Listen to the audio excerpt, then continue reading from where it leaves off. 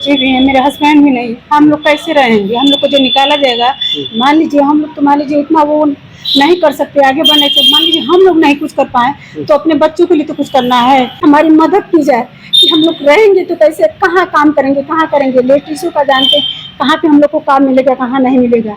फिर हमारी मदद कर दे बस, सरकार हमारी मदद कर, हम लोग कैसे रहेंगे? तो आप देख सकते हैं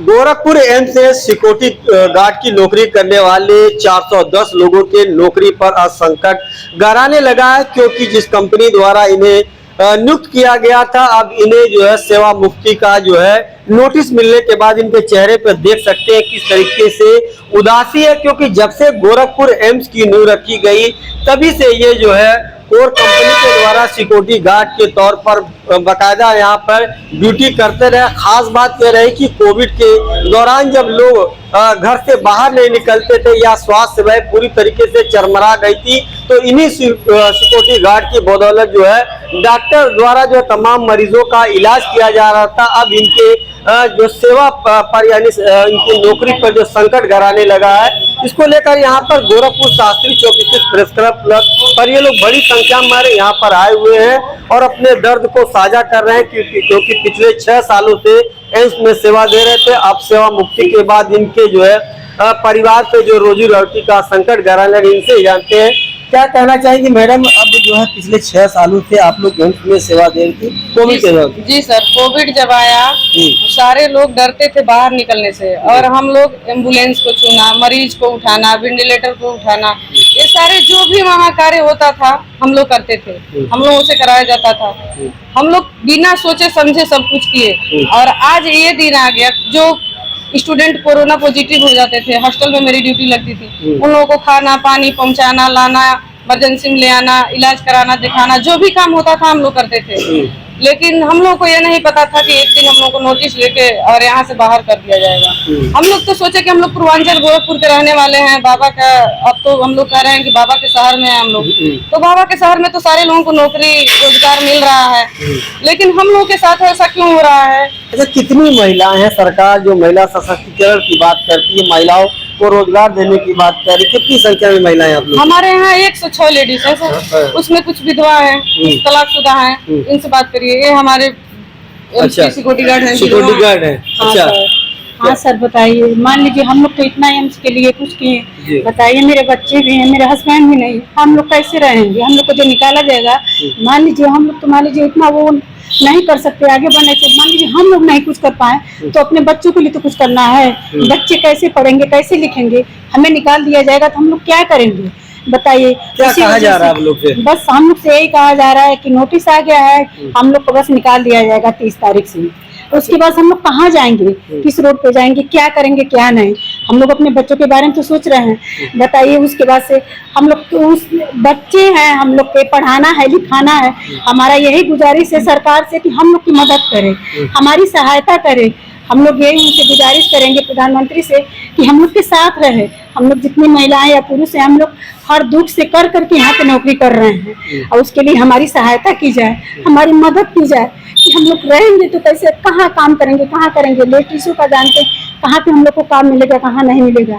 फिर हमारी मदद कर दे बस, सरकार हमारी मदद कर, हम लोग कैसे रहेंगे?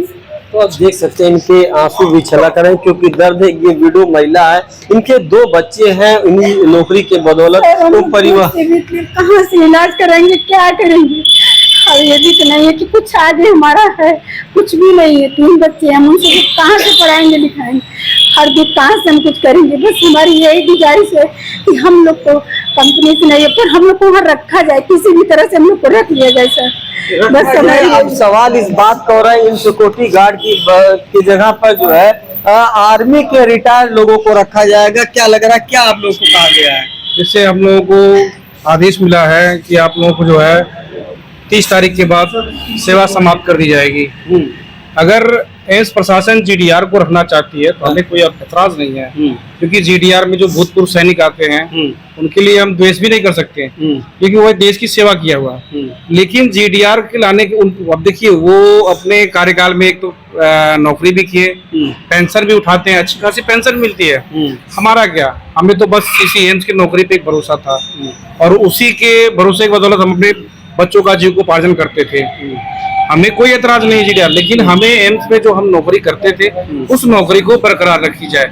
जो 410 सुरक्षा कर्मी है, जिसमें 106 महिला सुरक्षा कर्मी है, तो बाकी सब पुरुष लोग हैं, इन्हें एम्स में जगह दी जाए, हमें सिक्योरिटी से निकालना जाए। कंपनी कोई आए जाए, हमें कोई फर्क नहीं पड़ता, बस हमारी नौकरी इस एम्स में बरकरार रहे। बरकरार इनका कहना है कि जो है सेना के कर्मियों को रखा जाए, लेकिन इन्हें भी जो है कहीं ना कहीं एडजस्ट किया जाए। मैडम क्या कहना चाहेंगी जो है जिस जो आप लोगों को नोटिस मिला है? नोटिस मिला है सर, हम माननीय मुख्यमंत्री योगी आदित्यनाथ जी से यही कहना चाहेंगे कि प्लीज हम लोगों को नौकरी से निकाला ना जाए, क्योंकि मान लीजिए कि हम लोग गोरखपुर के रहने वाले हैं और आज हम लोगों के वहाँ हर दिन पेपरों में निकलता है कि हमारे मुख्यमंत्री जी ये रोजगार दे रहे हैं सबकी बहनों का और अपनी माओं का सेवा कर रहे हैं, तो क्या हम लोगों के साथ यही न्याय हो रहा है कि नौकरी से निकाल दिया जा रहा है? 26 किलोमीटर दूर से साजनवा से नौकरी करने हम आते हैं, 2019 से ड्यूटी करते हैं और फर्स्ट महिला सिक्योरिटी गार्ड मैं ही हूँ कि पूरे एम्स में डॉक्टर सुबोध के बाद मुझे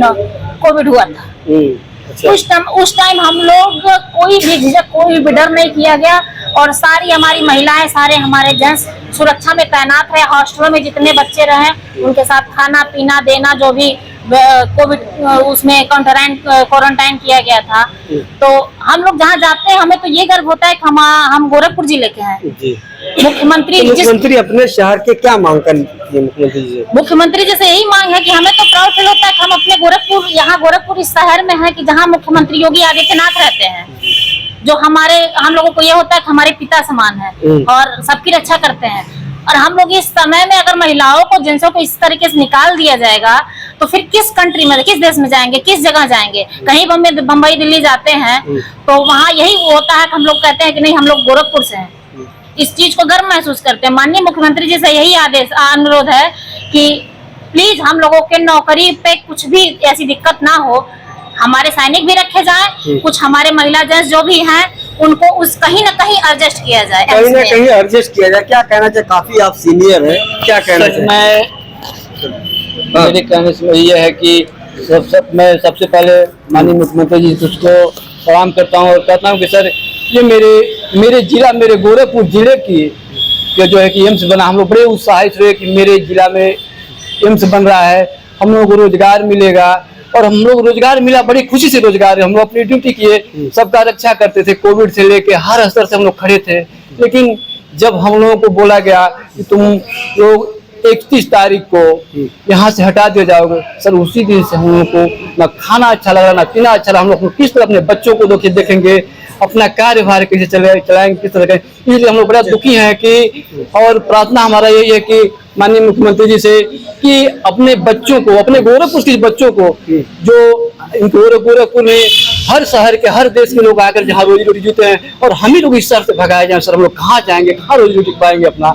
तो हमें प्रार्थना यही है कि मुख्यमंत्री जी से कि हम लोगों की बात, विनती को सुने और हमारे सारे जितने गार्ड हैं सबको एम्स में रोजी रोटी दो, किसी को कहीं ना निकाले ना कहीं भेजे, हम लोगों को अपने एम्स में रोजी रोटी चाहिए। सर हमें उनसे यही आशा है। आप लोग की जगह पर सेना के रिटायर्ड कर्मियों को रखा जा रहा है। सर रखा जा रहा है तो स्तर देख कर उन लोगों को रखें, पोस्ट बढ़ा है, पोस्ट भी बढ़ेगा, अभी ऑलरेडी पोस्ट बढ़ने वाला भी है, तो उस पोस्ट पे रखें। यही नहीं कि हम लोग बेरोजगार करके, बेघर करके अगले को रोजी रोटी, आप लोग को भी कहीं एडजस्ट किया है? हम लोग जहाँ पे हमको वही छोड़े।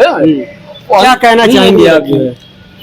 सर सबसे बड़ी बात यह है कि एम्स में अभी जहां तक सुनने में यही आया है अंदर से कि लगभग 650 से प्लस ही सुरक्षा में जो है जवान लगाए जाएंगे आगे आने वाले समय तक।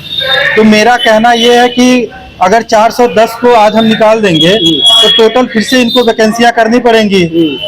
मेरा यही रिक्वेस्ट है, निवेदन है माननीय एम्स प्रशासन से और माननीय अपने योगी आदित्यनाथ जी महाराज जी से कि कम से कम हम 410 जो हैं वो हम वहाँ सेवा करते रहें, बाकी की जो जगह और है उनमें वो भूतपूर्व सैनिक को जो है एडजस्ट करना। तो देखिए इन तमाम लोगों का ये कहना है कि जो सेना के जो रिटायर्ड कर्मी उनका वो पूरी तरीके से सम्मान कर रहे हैं। उनका इन लोगों का साफ तौर से कहना है क्योंकि जैसे जैसे आबादी बढ़ रही है, एम्स का विस्तार हो रहा है, तो तमाम सिक्योरिटी गार्ड की जरूरत भी पड़ेगी। इसलिए जो इन तमाम जो सिक्योरिटी गार्ड यहाँ पे करीब 410 कार्य कर रहे हैं। इसके अलावा तमाम जो है रिटायर्ड सेना के कर्मियों को भी जो है भर्ती करें, क्योंकि इन लोगों का अगर रोजगार चला जाएगा तो ये रोजी रोटी के लिए महंगे हो जाएंगे।